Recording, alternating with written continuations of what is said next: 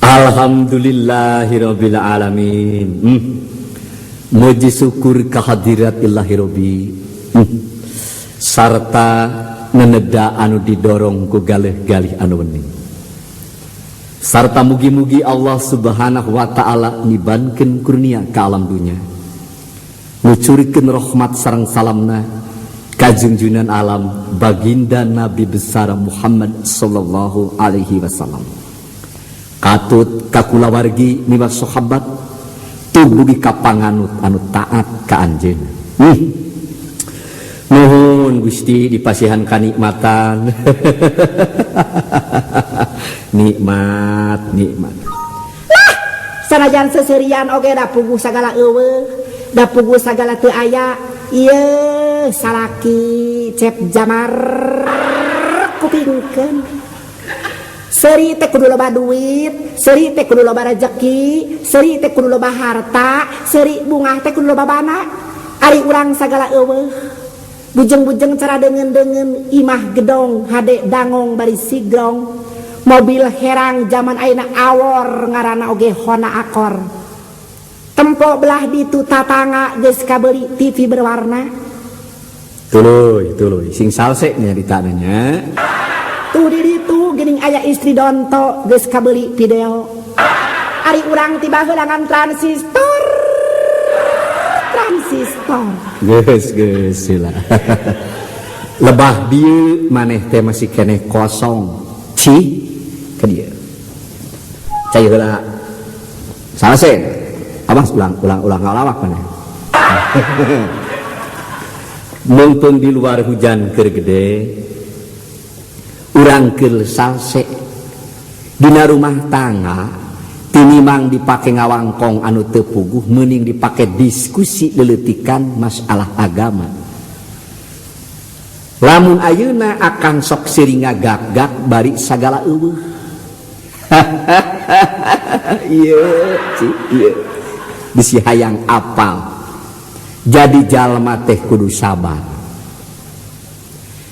Nah urang rek kadaharan sabar beurang peuting. Cicing entong sok neng tarewelang. Ari jelema sabar mah ci milik leutik teu matak jadi beli, gede teu matak ngaruksak.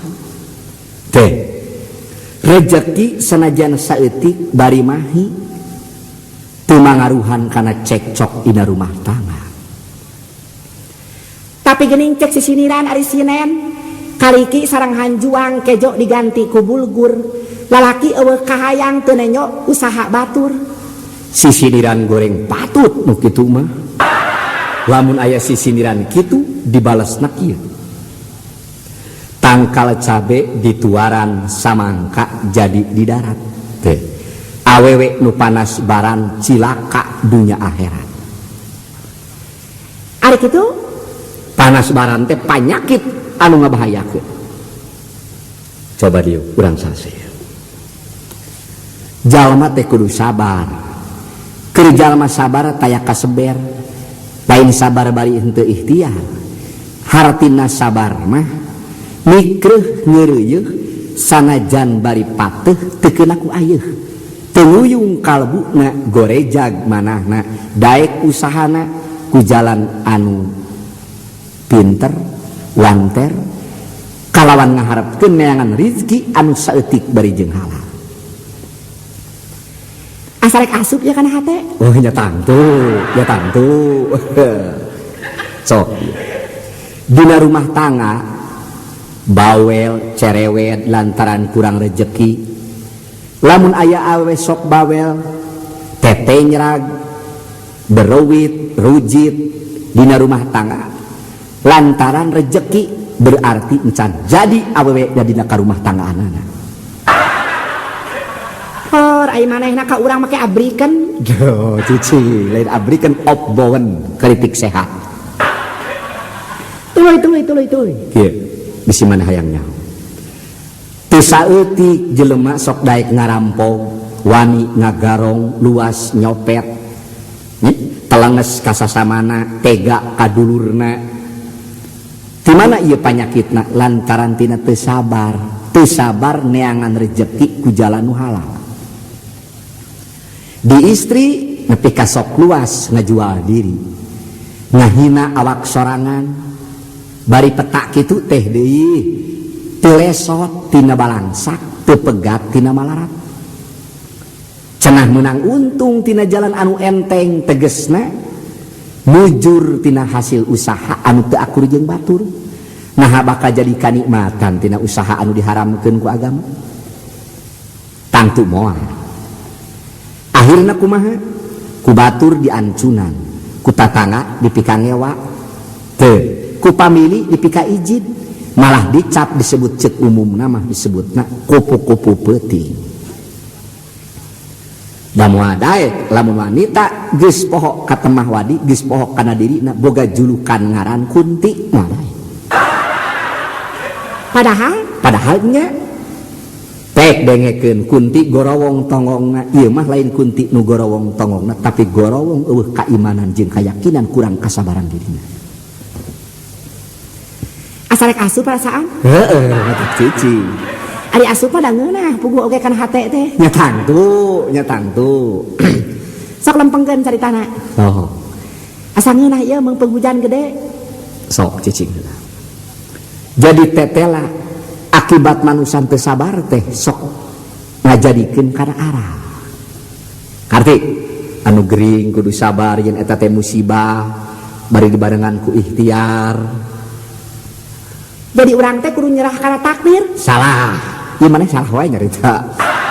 Jelema teh ulah nyerah kana takdir. Kudu percaya kana takdir tapi kudu berusaha jeung ikhtiar. Lamun ayeuna upamana nu gering jol-jol nyareankeun keun bae gering ge da geus takdir, keun bae balangsa ge da geus takdir, keun bae miskin ge da geus takdir, berarti manusia nyerah kana takdir. Tuluy asa asup ya. Jadi manusia mah lain kudu kitu, kudu berusaha satekah pola. Ibarat nu gering geus ka dokter, geus diopname, geus diubaran kaditu kadieu. Lamun geus berusaha semaksimal mungkin kitu teu cager kitu lain netek semplek mincak semplak ngumbing porot kuntang lesot nepi ka tug teu aya umurna kakara eta mah percaya diserenkeun kana takdir. Teu saeutik awewe nu pepegatan jeung salakina na rumah tangga lantaran teu sabar kakurangan rejeki. Di mana gejala penyakitna? Tina panas baran. Tekaop ningali tatangga ngadurut-dut meuli motor. Panas hate ngungkab-ngungkab panon beureum ka salaki tete nyerag. Kacida goreng. Tinimbang pikir dipake panas baran, dipake sirik, pidik, fanatik. Mending dipake ibadah ka Allah. Ngalaksanakeun parentah Allah. Di mana urang mangi kabingung, mangi kasusah, pek we arah teu meunang. Buru-buru abdas teras netepan. Insyaallah kabingung bakal dieuweuhkeun, kasusah bakal musnah. Contoh dina riwayat Rasulullah. Rasulullah netepan di salah sahiji masjid. Barang parantos netepan, saparantos Rasulullah ngadua teras keluar, namun bade keluar ninggal aya istri keur salat di juru belah kanan. Saparantos salat eta istri teu daekeun mulih bae. Nya ditaros ku Rasulullah, kunaon ngajentul bae di masjid? Jawabna abdi teu seueur kabingung jeung kasusah. Saur Kangjeng Nabi, di mana-mana urang mangih kasusah kudu betah, mangih kabingung ulah nguyung. Sing teger hate, sing kuat manah. Disarengan ku amal anu hade, tekad anu jujur, kalakuan anu bener, sarta ngalaksanakeun peribadahan. Sebab lamun urang sagala rupa aya kabingung kasusah dipake aral, teu inget kana papasten, teu inget kana musibah, tungtungna bakal malines ka diri sorangan. Tempo tatangga nu belah kidul urang Cibeureum. Nepi ka pegat rumah tanggana, nepi ka ragrag talakna. Teu saeutik loba anu cuk kawin. Rumah tanggana teu awet. Rata-rata faktor penyebabna tina kahirupan, tina rejeki. A'udzubillah min asa ngeunaheun ya asa rek asup pisan heueuh jeung jero di ilmu teh aing ilmu mah teu kudu jero-jero beet kaharti ku diri prak ngalaksanakeun sabab ari tabiat manusia ici keur misah sok hayang saimah bisa dapur sok rea bertempur dipuja dipuji memeh ngahiji geus kacangreud ku akad nikah loba gogoda nu matak bengkah baheula mah awewe janji rek milu najan kalian cocopet ari ayeuna teu kao pesak repet sok rewel cara tarompet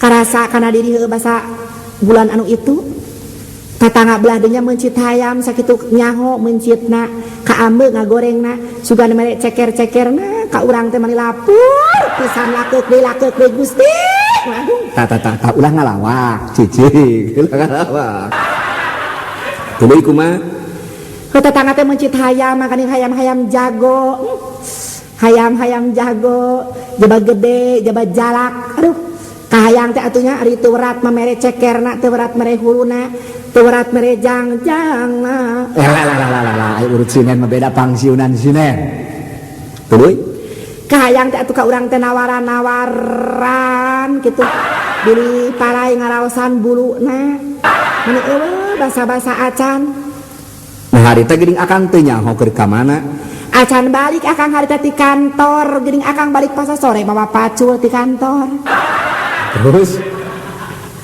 kulantaran panas tatangga mencit hayam teu mere tadina mah rek mencit hayam ngan teu boga nyoko teh kamoceng di dutane buluna di banyur ku cai awurkeun ka hareupeunana disangkana urang ge boga hayam padahal kamoceng diawurkeun paigan urang rek bebersih leungit sehore dipencit mun goreng jeung hoe-hoe sekalian ta ieu penyakit berbahaya teh panas barat ayeuna mana nyaritakeun kabeungharan kasenangan imah gedong nya mobil herang ici kulan dina hakikatna mah dahar ngan ukur nepi kalabah seubeuh pake ngan ukur nepi kalabah nutup orat sanajan imah 7 tingkat makelip geus hees masarua kerekna jeung di kolong jamatan tarina jelema teh hayang senang di mana datangna kesenangan tina harta lain salah keur cantang tuh jelema loba hartana senang dirina da jalma senang mah ye nya ngeunah seurina teu seterak awakna ayeuna jalma anu boga kol 7 sedan genep truk 14 helikopter genep belut 3 orai welang 2 eta jelema sagala aya sawahna lega tegal lega kebon kawung tuh upamana tapi jam 3 can bisa hees mikirkeun kabingung jeung kasusah padahal hartana bertumpuk ieu lamun kuda-kuda kasenang tapi tingali budak nu keur hees di kolong jamatan anu pipina pinuh ku oli bajuna rangsak pinuh ku jarumat isuk-isuk kulisi kuda ngagisik parona sing cakakak sareng udag-udagan jeung baturna meureun senang arti ieu maneh nu boga panyakit panas baran teh lamun rumah tangga geus make bumbu ku panas baran hiji gejala anu bakal ngaruksak perpecahan dina ka rumah tanggaan jeung dari maneh mah nyata lah geus salah urang mah geus bosan da pamatahan maneh mah mun salaki balik ti mana kahayang teh kudu kieu akang kumaha sehat di pagawean teu ari maneh mah lain meuli henteu anu teh jika anu merlukeun teh ka salaki teh anu kana tanaga jeung kana kesangna wungkul ulah kitu kudu kumaha kuduna kudu sopan kudu santun tah geuning ngarti tuluy sabab salaki teh sembaheun urang salaki teh kudu dipupusti dipikanyaah lamun salaki jauh ti imah doakeun ku urang sing aya dina kasalametan sing aya dina kabagjaan sangkan salaki pinanggi jeung ginanyar kawilujengan terus aya dina kahirupan anu utama doh dasar urut sandiwara ti Majapahit tadi maneh tah kitu kuduna tempo contoh Rasulullah istri Rasulullah upami Kangjeng Nabi nuju kulem ngagugahkeun teh dicium sampeanan Ya Rasulullah geura gugah ai maneh ka urang kumaha ngoer ku cokor ye hudang beurang eta teh kacida salah ti barang mimiti pru kawin nepi ka geus 11 tahun mun panjang umur nepi ka puluhan tahun modal paling utama dina rumah tangga sabar teu panas barang pek pikir. Assalamualaikum. Waalaikumsalam. Waalaikumsalam dan teu dikunci teras we. Alhamdulillahirabbil alamin. Panginten teh sanes mitoha. Dambang Pak. Alhamdulillah pangesto. Si Ici nyaritakeun rek ka ditu salasa. Anas kolot ngelengkur nungguan. Eueuh. Nyaeta keur sibuk enak teh ku pagawean nepi ka cul ieu lantaran kasibukan teh. Tah teteh bah salah. Sanajan urang diberi kasibukan pagawean ari kana kawajiban mah ulah cujeun nya bah. Nya. Cai cih keur Bapak. Bangun keur ngariung ngawangkong penting ya. Ima bah keur ngawangkong ngeunaan rumah tangga. Ima lain ngagorengkeun pamajikan da pamajikan teh anak abah. Menang nyieun abah. Sautak saeutik bawel cerewet teu kaot batur balang beuli tatangga barang beuli panas barang teu kaot aya tatangga ginding pakena panas barang ai pagawean natangga wae ka itu ka dieu silih siaran natangga ngomong nu lain-lain ari dirina panas barang ari ngarungsing ka salaki sok lain meusan tungtungna ngaruksak anggeus-angeusan Sok dileueut bah. Mate ka dieu nya. Minung maneh keur mingguan. Pan kemis ena teh. Kaleres. Alah. Ada ngap kene keun bae entong nyuguhanar. Alah. Nya eta abdi teh kieu sanes nama bah eta mah disalahkeun ku abah mangga henteu mangga. Jadi rumah tangga teh geus aya 8 taunna jeung jadi salaki teh ngan kieu we kahirupan teh balangsak beunati batur. Tetangga nu belah ditu mah geus meuli motor. Honda. Bajuna gining. Komo ari arisan batu mamarake kongkorong geus sagede-gede inung suku. Nah, ari urang sagede-gede inung tunduh. maneh mah da komo ya Bapak anu masuk.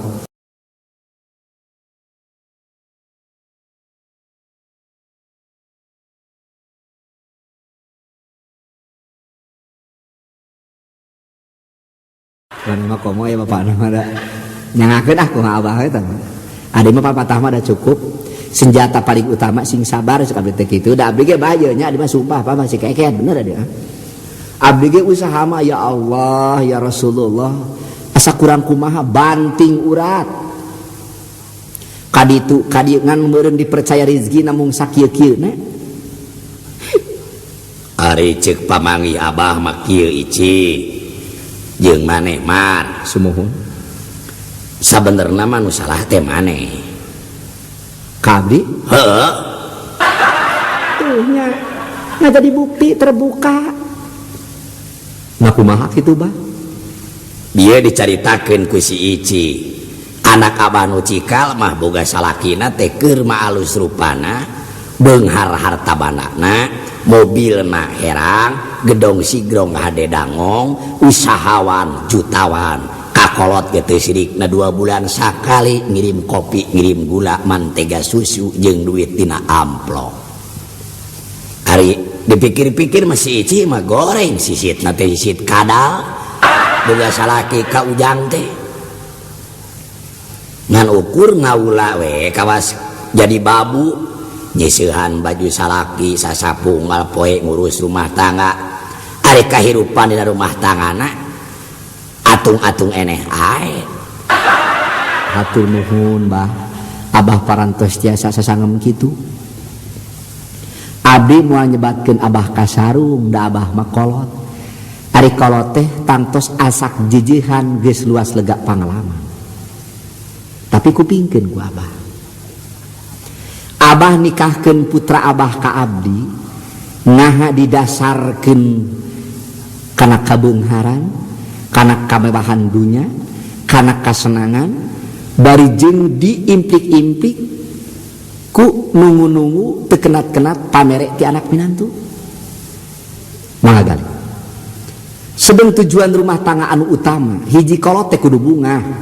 Lamun nempo anak minantu nak beres roes cager bager dibarengan ku getol ibadah rezeki saeutik mapat mahi bari teucul kana peribadahan. Sabalikna kudu ngarasa rugi hiji kolot. Lamun ngabogaan anak mantu na sanajan gede usahana gining pakena beunghar hartabana jutaan duitna lega sawahna tapi hirupna ngawungkul ngalajur hawa nafsuna, ngawungkul poya-poya di dunyana, hartabana anu kudu dipake ngeunah jeung mewah-mewah, kadang-kadang beak di meja judi, kadang-kadang dipake inuman-inuman anu teu uni. Tapi sawangsulna upami eta hartabana dipake ibadah sosial, kanu kekere mere, kanu kokoro ngarojong, kanu butuh nulung, kanu susah mere, kanu keungan teu. Sawangsulna ayeuna abdi bade tumaros ka Abah, punten nya Bah, imah urang anggap diskusi leleutikan deh. Da Abah mah tangtos parantos lega pangalaman, luas pangamahan, parantos luhur ku ilmu, parantos gede ku pamake, jemar ku pangabisa. Oke. Salangsung abdi bade tumaros. Lamun ayeuna Abah kagungan anak. Teh. Pinuh hartabanana loba raja kaya tapi sepi ku peribadahanana. Sapertos anu dicaritakeun ku abdi tadi. Hartabana anu kur dipake poya-poya. Hartabana anu kur dipake mewah-mewah. Eta oge teu dilarang ku agama, teu dicaram, teu prak. Asal manusia bisa ngalaksanakeun dua parentah, ulah pegat hubungan jeung Allah, ulah pegat hubungan dina kahirupan jeung bapada manusia. Mangga emut ku Abah. Da abdi mah lamun boga anak ayeuna sanajan geulis rupana, bisa dangdana, pinter kaayaanana, tapi teu daek ngalaksanakeun parentah agama, tegesna mah nepi kapoekeun weh. Caangna teh kana kadunyaan hungkul ngarasa rugi. Mangga ku Abah kali. Lain ieu mah secara dohir. Nya lah ka dohir teu hange batin. Dohir batin beurang peuting dunya akhirat bumi langit awewe lalaki komplit stabil. Coba tetela Bah, lamun jalma teu ngagunakeun senjata sabar pasti pinanggih jeung arang. Piraku maneh cerikeun Ici? Kalau bapak mikiran me jaba aki pan gering ripu duka enjing duka pagetok panyawatna geus repot pisan geus dipulangkeun ti rumah sakit naon ge. Ta eta oge perlu kasabaran. Anu gering kudu sabar. Kudu boga anggapan eta teh musibah ti Allah. Sabab lamun teu buru-buru kasabaran anu gering tungtungna sok aral subaha. Kudu narima kana papasten. Sabab di dunya ieu eueuh nu abadi. Anu gagah bakal rebah, anu sakti baris mati, anu jago tangtu nombrok. Kabeh manusia. Mata tadi akan nyarita problem dina rumah tangga sabagian gede mah sok tina pasal rezeki. Tah anu matak mun ngawinkeun budak kudu cukup umurna, mun ngawinkeun budak lalaki sarua kudu cukup umurna. Jadi alam-alam model baheula di pakampungan teh ulah dipake keneh. Budak leutik-leutik geus dikawinkeun. Make alasan, make dalih kahiji ameh kolotna geus lesot tanggung jawabna. Kadua loba kasieun maklum ku zaman ayeuna. Padahal lamun budak dikawinkeun ngora-ngora keneh, komo lamun sahanapun umur 15 tahun. Moal aya kabeneran. Moal bener kahiji can bisa dina ngurus rumah tangana. Kadua lamun dikeresakeun ku Gusti peka kandungan binihna ge ngora keneh. Teu saeutik orok anu paeh di jero kandungan. Cara tangkal karet can majad can kolot geus disadap tungtungna talalila umurna. punten. Jadi di dia memerlukan kesabaran. Lamun urang ditakdirkeun jadi hirup balangsak dina rumah tangga, imah hateup eueuh buruan barecek golodog awi samak saheulai rawing tungtungna teh cirikna budak menta dahar nyisit kana ati sumeblak kana mana koceak kana raga. Lamun teu make sabar tungtungna sok arah kumaha tungtungna sok poekeun tungtungna neangan harta neangan duit kalawan make naon make kekuatan dorongan hate teu haram teu halal nu penting hasil teu haram teu halal nu penting mutik trik kacida salah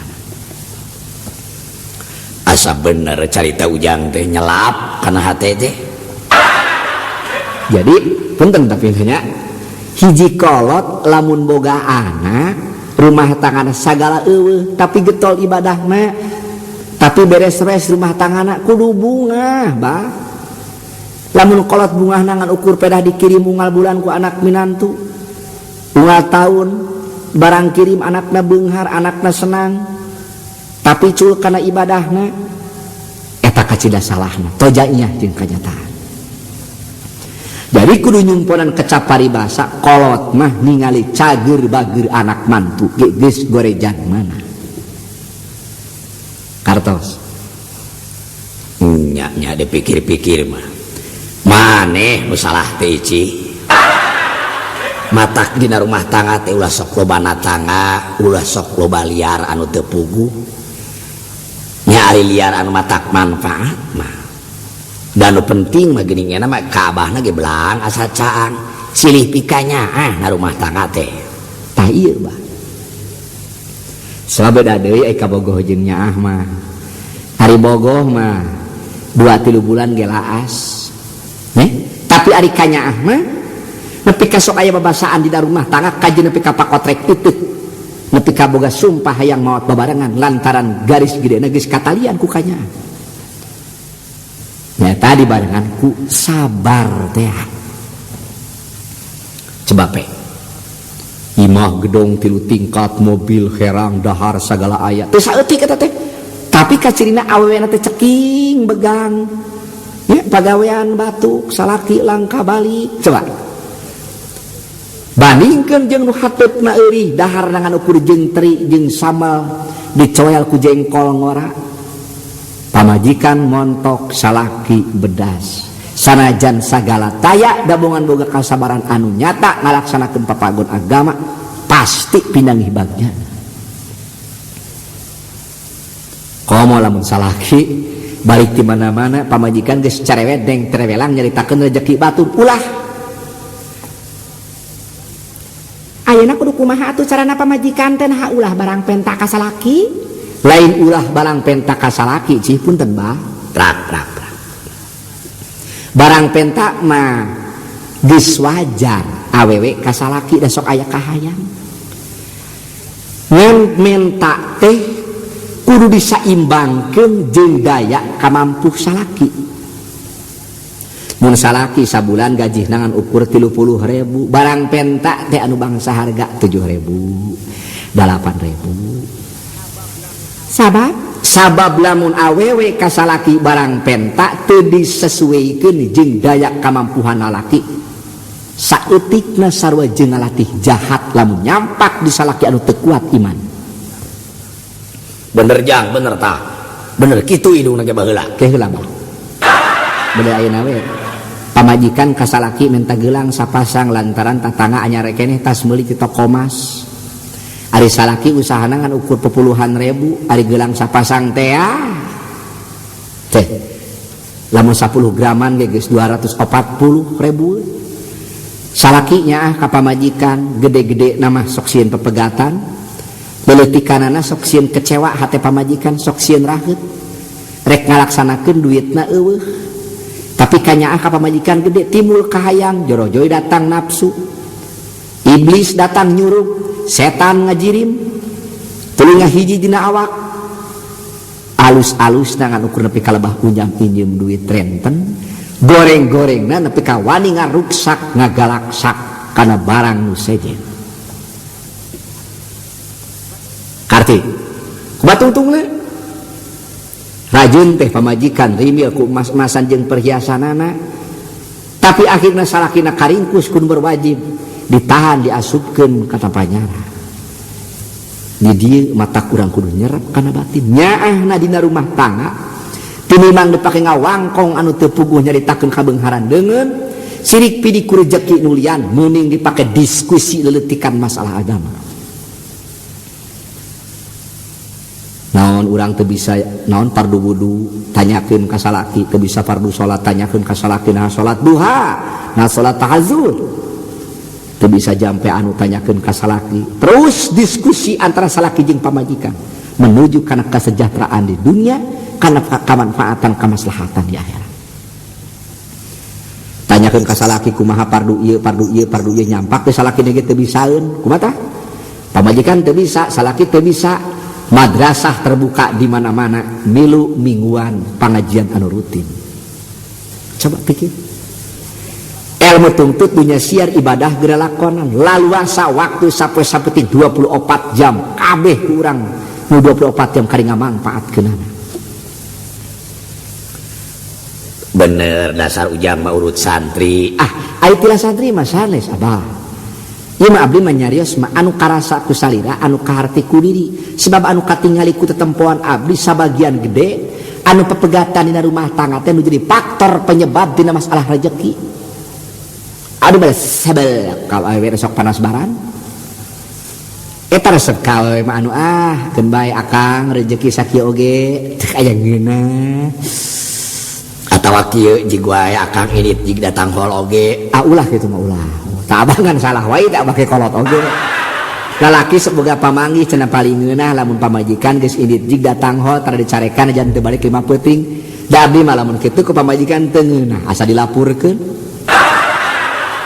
Cek abdi ge waktu digawe lamun ti isuk tepi ka jam 1 balik teu ka rumah tangga netepan lohor teh teu dahar bareng jeung pamajikan anak recet baralik ngaji teu loba anak teh dua baralik ngaji bereng dahar ngariung aduh geus beres dahar ngariung tuluy ngadua geus beres ngadua ka Allah babarengan tuluy ngariung di tengah imah diskusi leutikan masalah agama daeuh sugan eneh hiji kolot teh ya Gusti mugi-mugi anak abdi teh sing jadi garong moal aya teuh Rabbi habli minas solihin hayang boga budak anu soleh ari solehna budak di mana tergantung indung jeung bapana sabab budak mimiti lahir ka alam dunya mimiti wawuh aprok teh jeung pameun teu indung bapana. Ulah kieu ari ka budak nita salat ai kolotna gapleh wae. Jadi ari ka anak mah teu kudu loba papatah, kudu beureum, kudu hideung, kudu kitu, kudu kieu, teu kudu. Papatah mah cukup sabulan sakali ge ka anak. Nu penting mah lain papatah tapi rengkak paripolah indung bapa di hareupeun anak temongkeun rengkak paripolah anu divideo ku Allah. Ka budak teh kudu lemes sok kitu di papatah teh ujang ari basa teh sing lemes sing sopan sing santun. Ari indung bapa di mana pasea-sia aing bagong anjing hareupeun anak ku anak kadenge. Coba menang papatah satahun teh lantis ku pasea sapoe. Nah teu meunang jang ari dina rumah tangga pasea cenah kaasup rukun sono hari pasea mah eta teh variasi abah aya babasaan piring terapak ketrok jeung batok sok jeung piring deui ngan pasea teh ulah lila 5 menit bae mah kumaha na rumah tangga pasea ge kuat teu hade teh sapoe sapeuting rek menta dihampura teu heula gengsi cenah hees na kasur awewe yang hareup ngulon pamajikan lalasti yang hareup ngetan rek nanya ti heula gengsi padahal tetangga teh nyahoeun anak teu apaleun eta make pada gengsi cek urang tungtungna lalaki teu bisa molor awewe teu bisa kerek coba nama tak naon ngasongkeun dampaleungeun ti heula nah awewe nah lalaki meureun urang teh boga gelar boga julukan muzahid akbar lima awewe gengsi lalaki gengsi pasean nepi ka sapoe-sapoe can anggeus 2 peuting can anggeus keneh lila-lila salaki ngajengkat beberes pakaian aing marek ini teh ti dieu teh kahayangan teh dijawi lah teh buru-buru teh ditewak awewe disarua pada gengsi teh dijawi geridig salaki teh ini aya teh ka jamatan teh hayang balik deui ini teh ku nafsu balik deui api-api tinggal unjuk ya coba naonan ngari dipuh awak gada gidig teu pupugu coba pek pikir jadi sebab lamun rumah tangga pasea lila-lila teuing anu mah kieu we lamun urang seuri ngeunah sate ari seuri sakedeung coba seuri sapoe sapeuting calangap moal nyakup deui ayeuna lamun urang ngabatek cangkeng ngedrek-dek aya ngeunah sakedeung ngeunah sate coba purlitkeun tulang iga jeung cangkeng 2 poe remuk kabehana jadi anu ngeunah teh nu saeutik dina pasea ge saeutik tong lila teuing buru-buru asongkeun dampal panangan salaki jeung pamajikan muzahid akbar kakara asup rukun sono di mana we jalanna mah cager mah awewe ka tukang jalanna lalaki ka hareup tempo asup diadu bareng ngucapkeun alhamdulillah teu cager we pada seuri kakara nikmat rumah geuning cekolot baheula oge sok kese rezeki tara boga lebu dengekeun ku maneh Ici kaharti ku abah oge jadi modal hidup di rumah tangga teh ku kasabaran bari teu kenat-kenat ikhtiar eta justru ieu mah muus balik salaki ceurik teu kaop ningali batur ceurik ningali batur meuli anu panas baran sing sabar diri teh da salaki teu boleh ikhtiar sanggakeun anguran ka Gusti Nu Maha Suci ti semet ayeuna mah abdi mah moal akur jeung tatangga jeung batur ge salah eta ge salah teu ngaram akur jeung batur ngan kade reureujeungan teh kade kudu bae hijian teh jeung jalma anu aya mangfaatna sing emut kana kasauran Rasulullah sallallahu alaihi wasallam man tasabbaha biqaumin fahuwa minhum ari jelema mah kumaha hijianana ngahiji jeung jalma anu getol ibadah daek salat sanajan keduli lila mah kabawa teu coba pikir ngahiji jeung jalma jahat sanajan talina bener oge dina hiji waktu bakal kabawakeun kajahatanan anu mata kudu daek ngahiji teh jeung jalma anu aya manfaat jeung maslahat geusan aya kemanfaatan dunya jeung akhirat sing bisa nganyang kapageto ci bener jang bener nah kumaha kitu ari nganjang kapageto hartina nganyang kapageto sing bisa ngarasakeun nyerina sakarat samemeh sakarat